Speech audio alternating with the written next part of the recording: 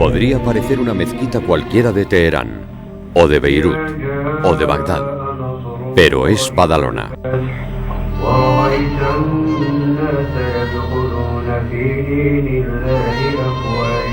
Todos los viernes del año miles de musulmanes ocupan jardines, polígonos, plazas, polideportivos e incluso museos para poder rezar.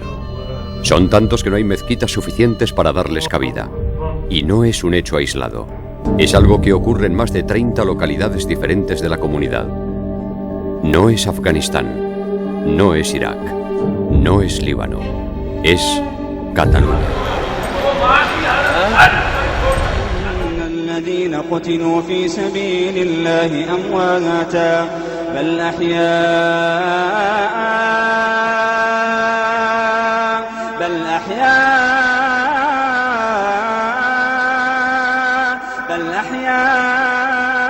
En los últimos 10 años, Cataluña ha pasado de contar con 30.000 inmigrantes musulmanes a rebasar la cifra de 400.000. Hoy en día, la población de origen musulmán supera el 20% en multitud de ciudades catalanas. Venidos desde Marruecos, Argelia o Pakistán, esta nueva población catalana se estructura en torno a más de 100 comunidades islámicas, 200 mezquitas, oratorios y 16 madrasas islámicas. Las autoridades catalanas impulsaron desde los años 90 la llegada masiva y posterior regularización de inmigrantes musulmanes. Sin embargo, casi 20 años después, la situación creada desde la Generalitat es insostenible. Cataluña, desbordada, es incapaz de acoger a más inmigrantes regulares, controlar la llegada de ilegales o evitar la radicalización de los que ya residen. En los últimos 8 años se han desarticulado en Cataluña 10 células terroristas integradas en Al-Qaeda, en las que han sido detenidos más de 90 terroristas islámicos. No es casualidad. Es el fruto de una política inmigratoria de brazos abiertos y de seguridad pública abandonada que ha derivado en un descontrol de las facciones radicales. Se podría afirmar que Cataluña es una de las zonas donde más células integristas se han localizado y detenido. De las 22 operaciones policiales realizadas desde el 2003 hasta la fecha, 10 han sido en territorio catalán. Y además, las 3 últimas grandes sentencias de la Audiencia Nacional, desde mi punto de vista, las 3 sentencias más importantes de los últimos años después de la del 11M, son de operaciones desarticuladas en Cataluña. Pero ¿cómo se ha llegado a esta situación? ¿Qué hace de Cataluña un lugar preferente para la inmigración musulmana? Y sobre todo, ¿quién o quiénes son los responsables del aparente caos en materia de inmigración en Cataluña? Yo no sé por qué han venido tantos a Cataluña, porque Cataluña, mi último dato era, sí, unos 350.000, probablemente hay muchos más que no tenemos controlados, y eso significa que prácticamente la comunidad musulmana, como mínimo la controlada, la que conocemos, es casi el doble de la comunidad de Madrid y Andalucía juntas, es decir, que hablamos de un número de personas realmente muy importante. ¿Por qué Cataluña? No sé, debe haber muchas condiciones, entre ellas probablemente porque en Cataluña se da el discurso buenista respecto a la inmigración y respecto fundamentalmente al fenómeno islámico más fuerte de toda España. Es decir, yo creo que en ningún otro lugar de España se da ese discurso tan happy flower multicultural sobre un fenómeno que es muy serio y que tendríamos que tomarnos con más complejidad. Pero también debe haber condiciones sociales, económicas, probablemente el tema también de lugares de trabajo posibles, mucha economía sumergida, etcétera, ¿no? Para entenderlo, hay que remontarse a comienzos de la década de los 90. El fenómeno de la inmigración es algo novedoso en España. Son los años de las primeras pateras arribando a Andalucía y Canarias. Sin embargo, ya desde el principio, Cataluña atrae poderosamente a la población magrebí recién llegada. Allí se encuentra la economía más desarrollada del país y de mayor crecimiento. La industria, la ganadería y la agricultura vivían un impulso sin precedentes.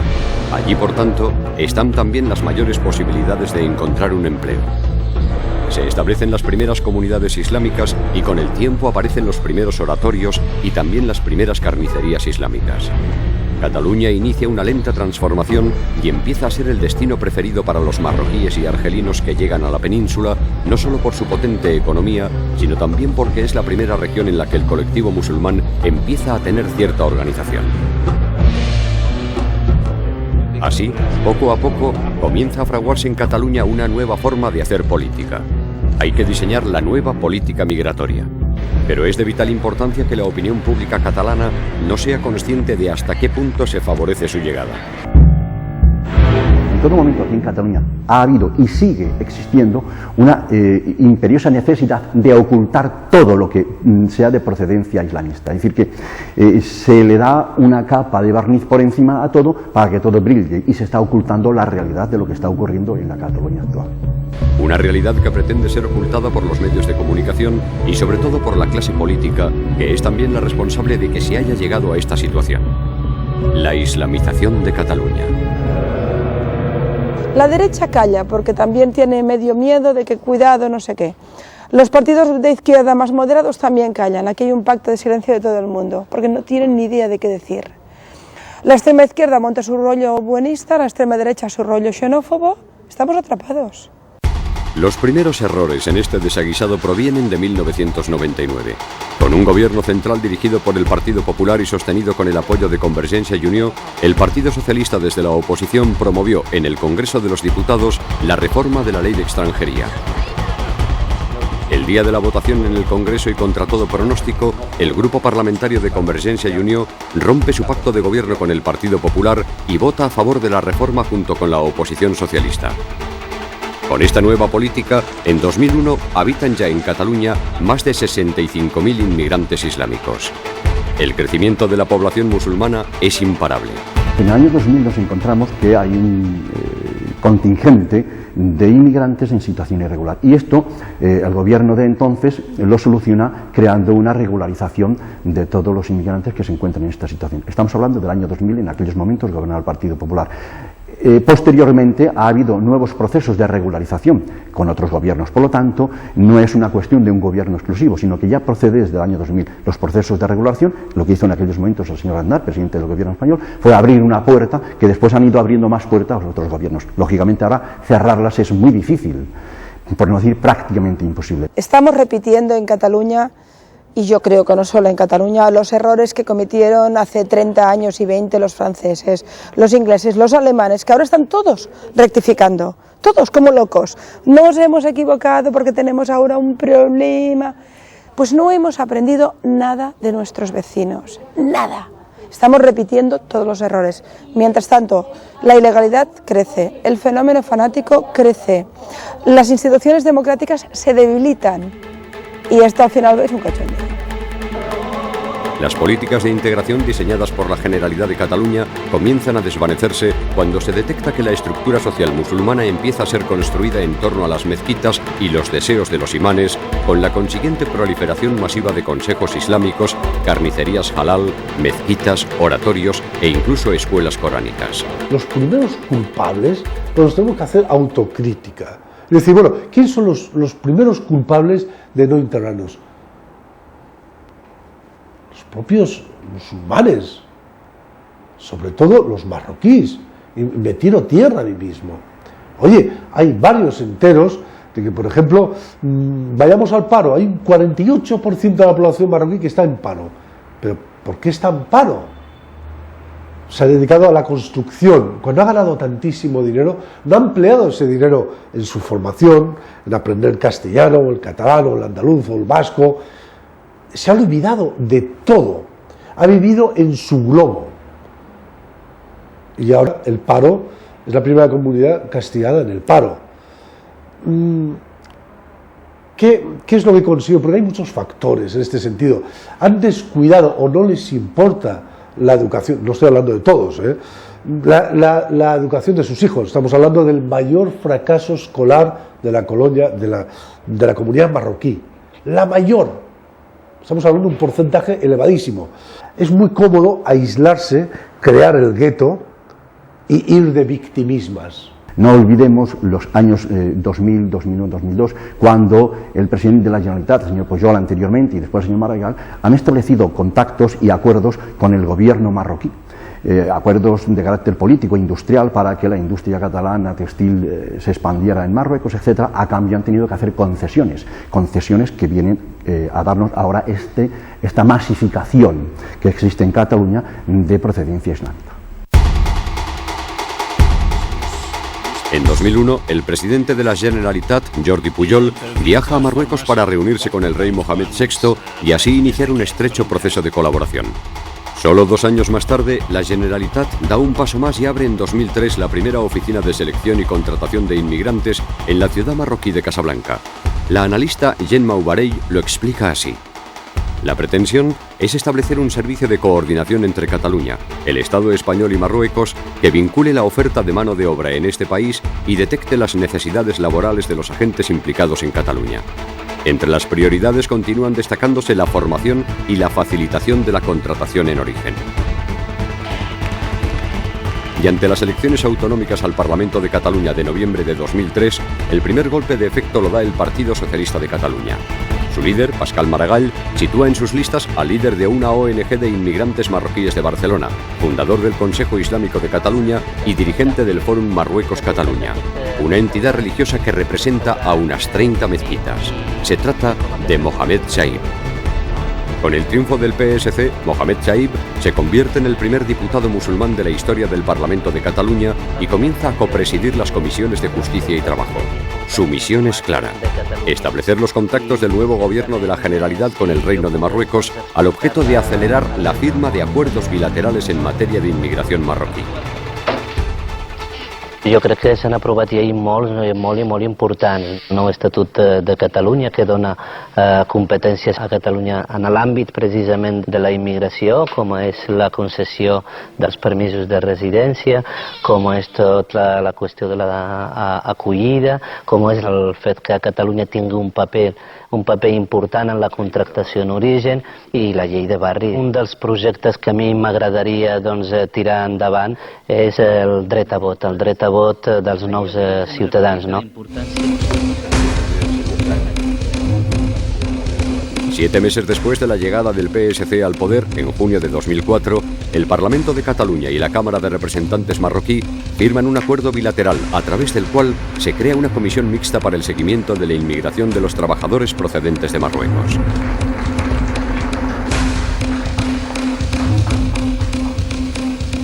Lo que tengo muy claro es que las competencias en migración son absolutamente indispensables. Lo que tengo muy claro es que las competencias de inmigración son absolutamente indispensables. Lo son porque este convenio podría ir más allá, evidentemente, pero lo son porque en estos momentos eso que es un conflicto en el ámbito global, somos capaces de resolverlo en el ámbito local. Som capaços de resoldre'l en l'àmbit local. Intereconomía, en exclusiva, les ofrece el acceso al acuerdo oficial firmado en 2004 entre el Parlamento de Cataluña y la Cámara de Representantes de Marruecos. Sugerir aproximaciones realistas y objetivas a los problemas que deriven del fenómeno de la inmigración y hará propuestas para promover las inversiones catalanas en Marruecos. En un estudio firmado por la investigadora Gemma Oubarell, aclara los acuerdos. Así se ha creado un grupo de trabajo mixto especializado en el análisis de cuestiones como la inmigración de los trabajadores procedentes de Marruecos y el proceso de inversiones catalanas en el país vecino.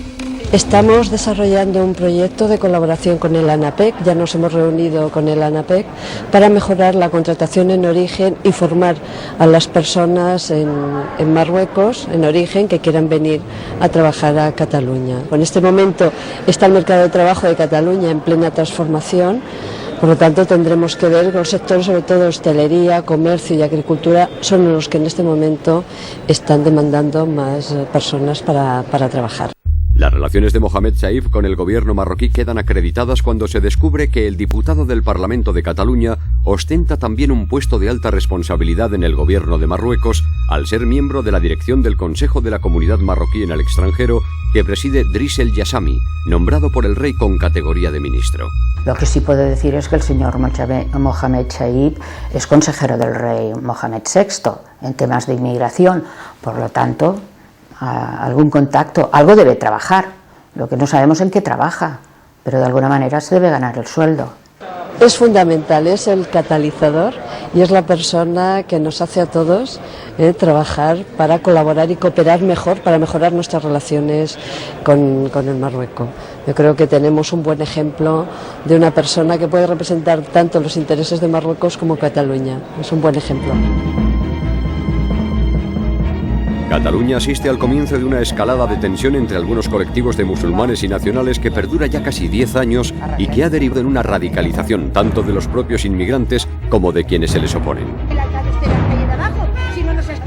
En los últimos 8 años, el Cuerpo Nacional de Policía y la Guardia Civil han desarticulado en Cataluña 10 células de terroristas islámicos integradas en Al-Qaeda, poniendo a disposición de la Audiencia Nacional a más de 90 islamistas que operaban en suelo catalán.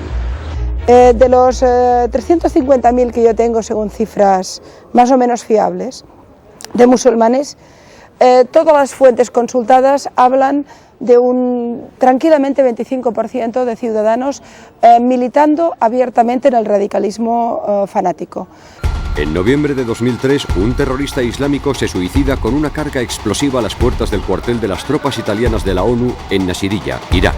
El terrorista resultó ser Belgasem Beli, un ciudadano argelino empadronado y residente en Vilanova y la Geltrú, Barcelona. El atentado de 2006, en el que costó la vida a 27-28 personas en Nijariyah, en Irak, y de ellas eran 19 soldados italianos, pues surgió este individuo que se inmoló, surgió de Santa Coloma de Gramenet. La Guardia Civil desarticula una célula terrorista islámica en las localidades de Sant Andreu de la Barca y Mollet del Vallès, donde se les encontró material explosivo. Se activa la Operación Tigris. El Cuerpo Nacional de Policía detiene en Santa Coloma de Gramenet, Badalona y Sabadell un comando de 8 terroristas islámicos integrados en Al-Qaeda, por reclutar y adiestrar a jóvenes musulmanes en Cataluña, los cuales habían manifestado su voluntad de convertirse en mártires del Islam, para ser enviados a combatir como mujahidines a Irak y por esconder en un piso de Santa Coloma de Gramenet a 2 de los terroristas huidos de los atentados del 11M. Efectivamente, ese es uno de los juicios que tenemos pendientes en la Audiencia Nacional en cuanto a que la famosa Alcalá, que era la fortaleza, que era un piso que hay en Santa Coloma en donde se estaba prestando apoyo, sirvió de apoyo y red de escape de España después de la comisión de los atentados, por lo menos a 3 de los presuntos autores de la masacre del 11M. Operación Sello 2. El Cuerpo Nacional de Policía detiene a 5 islamistas en el cinturón industrial de Barcelona por reclutar y radicalizar a jóvenes musulmanes como voluntarios combatientes en Irak.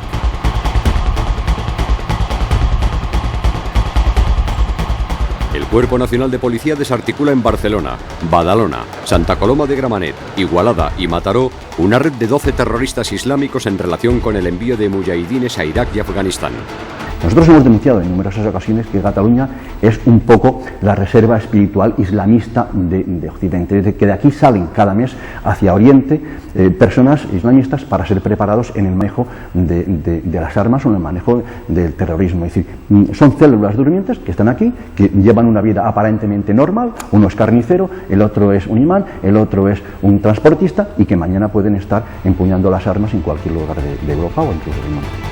La Guardia Civil, en un amplio operativo, detiene a 14 presuntos terroristas pakistaníes integrados en la red Al-Qaeda en el barrio de El Raval, en Barcelona. En los registros domiciliarios se les intervino explosivos con los que planeaban atentar contra el metro de la ciudad condal. Los miembros de este comando se reunían en la mezquita de la calle Hospital de Barcelona. Bueno, en el 2008 ha sido muy conocida la Operación Cantata, que se desarticuló una célula que planeaba un atentado en el metro de Barcelona. Sentencia firme, sentencia que está recurrida, pero bueno, que entendemos que va a ser confirmada por el Tribunal Supremo.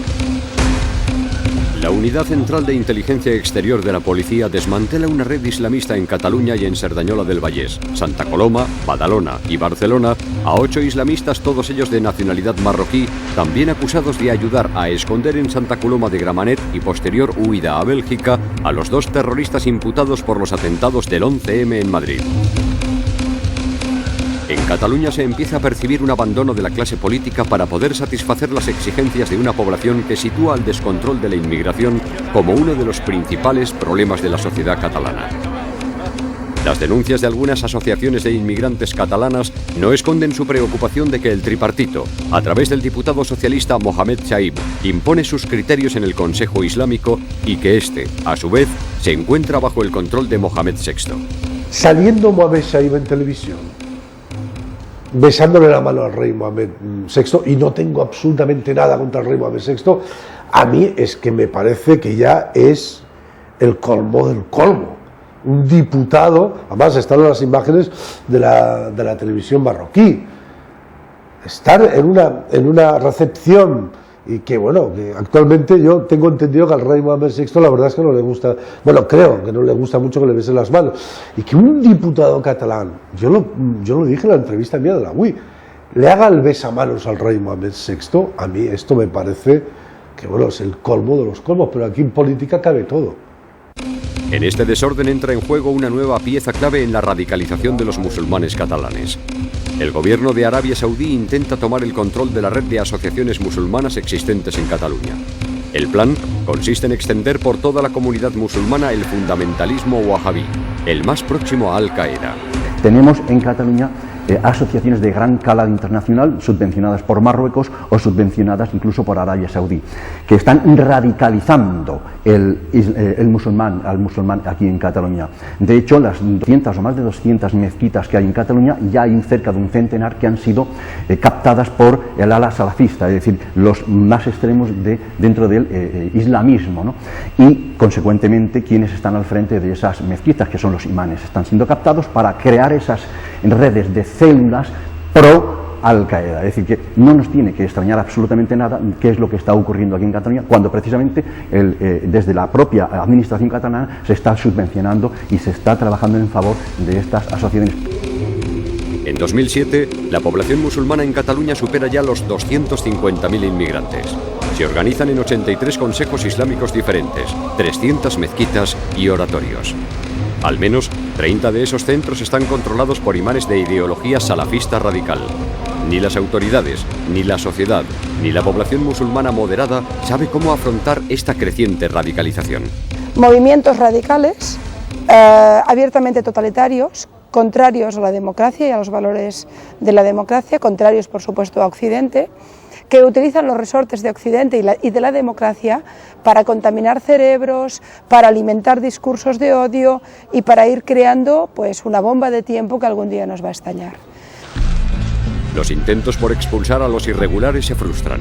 La policía, desolada, no puede proceder contra los irregulares al no tener los documentos que acreditan su procedencia. Estos documentos están en poder de los ayuntamientos porque han sido utilizados por los inmigrantes para empadronarse. Pero la policía no tiene acceso a ellos y, por tanto, las expulsiones son casi imposibles de realizar. El fenómeno que algunos ayuntamientos no faciliten datos del padrón o datos sobre la población a las fuerzas policiales no hace más que dificultar el trabajo en algunos casos determinados. De fondo hay un problema político, que no profesional, de que posiblemente hace falta que haya un poco más de debate para unificar criterios entre las diferentes formaciones políticas. Una vez se establezcan criterios unánimes en todos, que se dicte la norma y que nos las traen a los profesionales para que actuemos todos a una y pongamos una solución, la que se decida, a este problema. Los miembros del Cuerpo Nacional de Policía no pueden expulsar a los extranjeros en situación irregular porque en el 99% de estos extranjeros carecen de documentación que acredite del país, que son del país de procedencia. ¿Por qué ocurre esto? Porque ya vienen con la lección aprendida. Cuando llegan a España, lo primero que hacen, antes incluso de buscar un lugar donde poder residir, es irse a un ayuntamiento y empadronarse, con la documentación que traen, que suele ser la verdadera, la buena. En el momento en que han conseguido empadronarse, se deshacen de la documentación que acredita quiénes son. De esta forma, con esa documentación nueva que obtienen, que es el padrón del ayuntamiento, tienen un sinfín de puertas abiertas.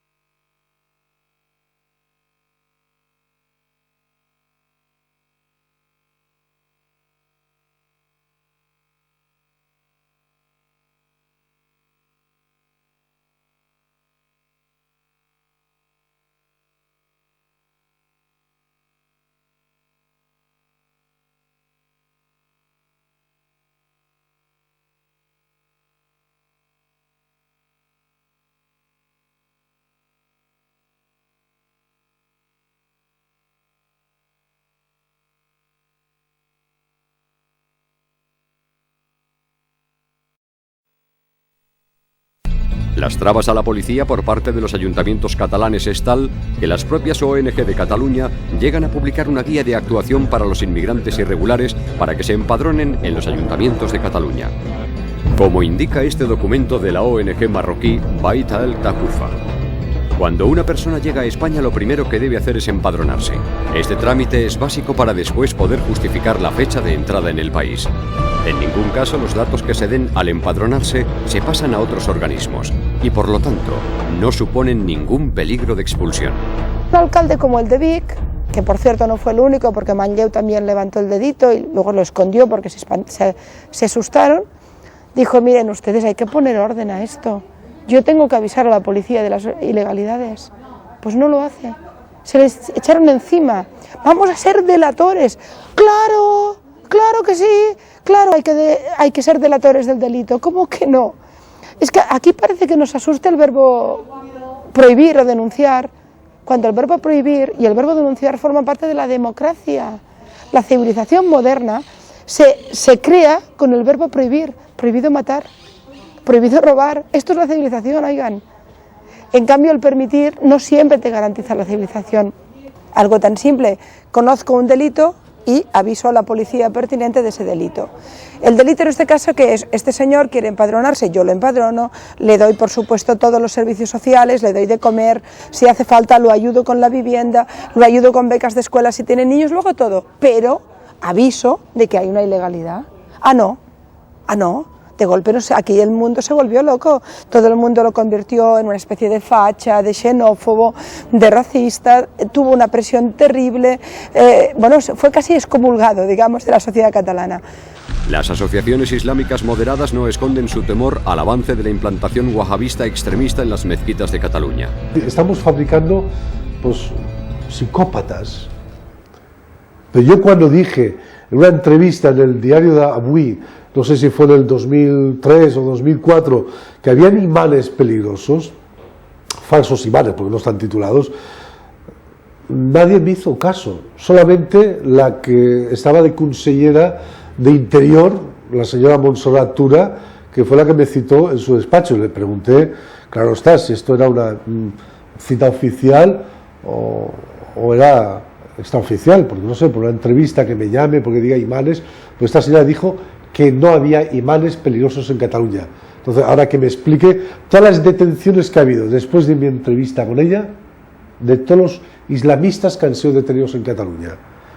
La única persona que me llamó fue ella simplemente para decir, oiga, usted se ha pasado, ¿no? Creo yo, o eso es lo que yo creí entender. Nunca se lo han tomado en serio.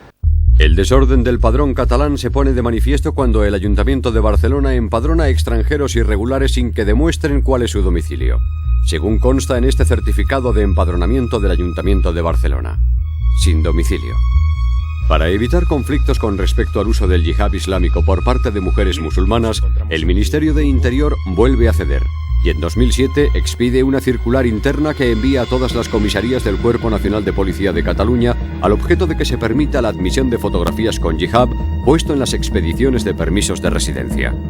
Se aclara que podrán admitirse aquellas fotografías en las que el solicitante lleve la cabeza cubierta con el pañuelo, toca o prenda que imponga un culto religioso determinado. Lo que hizo desde la Dirección General de la Policía fue dictar una orden interna para que se permita a estas personas veladamente modificar lo que la propia ley establece. ¿Qué está ocurriendo? Pues está ocurriendo que los funcionarios del Cuerpo Nacional de Policía administrativos que trabajan en estas oficinas pues están teniendo que soportar situaciones absolutamente kafkianas. Os puedo citar que no hace mucho en una comisaría concreta